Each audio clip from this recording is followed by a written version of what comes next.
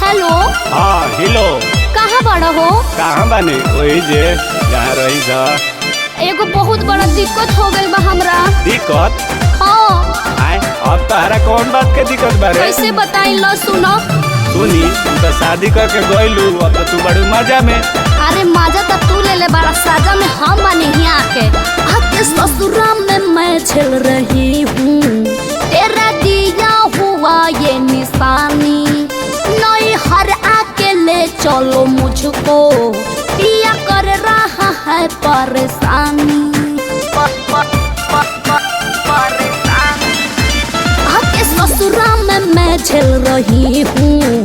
तेरा दिया हुआ ये निशानी, नहीं हर आके ले चलो मुझको, पिया कर रहा है परेशानी। ये निशानी है हमारी, क्या तुम्हारी नहीं है? हुई शादीशुदा, हुई शादीशुदा अब कुंवारी नहीं है, इसमें यारबा का कोई जिम्मेदारी नहीं है। हुई शादीशुदा अब कुंवारी नहीं है, इसमें यारबा का कोई जिम्मेदारी नहीं है। काहे हो ओ घर ना तहरा बुझाइल रहे। जिम्मेदारी नहीं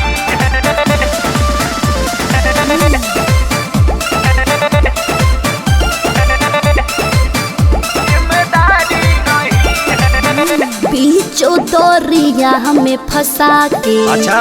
अकेले निकल रहे हो, काम तुम चला के हमसे आज क्यों बदल रहे हो? अरे तू बहुत बोलबे करेलू।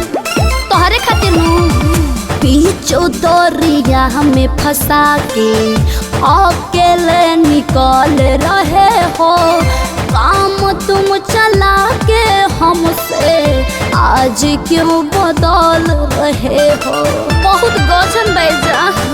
तोहरो जुदाई जान हम के मुआदी, जहन के भी बतिया कैलू दोसरा से शादी। क्या तुझे पहले जैसा मुझसे यारी नहीं है? बोलो ना। हुई शादीशुदा, हुई शादीशुदा अब कुंवारी नहीं है, इसमें यारबा का कोई जिम्मेदारी नहीं है। हुई शादीशुदा अब कुंवारी नहीं है, इसमें यारबा का कोई जिम्मेदारी नहीं है। जिम्मेदारी नहीं है।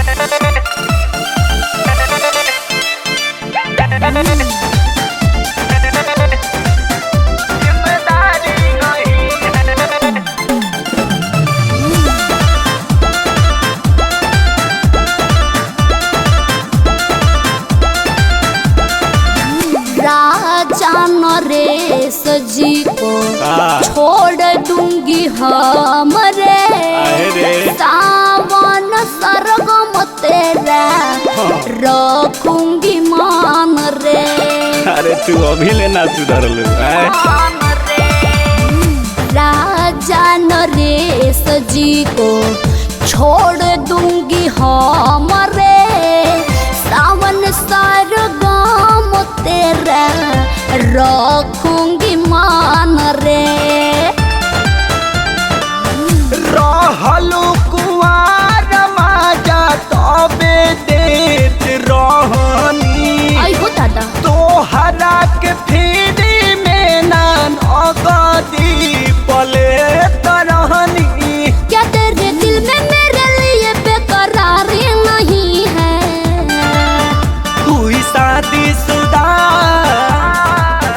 हुई शादीशुदा अब कुंवारी नहीं है, इसमें यारबा का कोई जिम्मेदारी नहीं है। हुई शादीशुदा अब कुंवारी नहीं है, इसमें यारबा का कोई जिम्मेदारी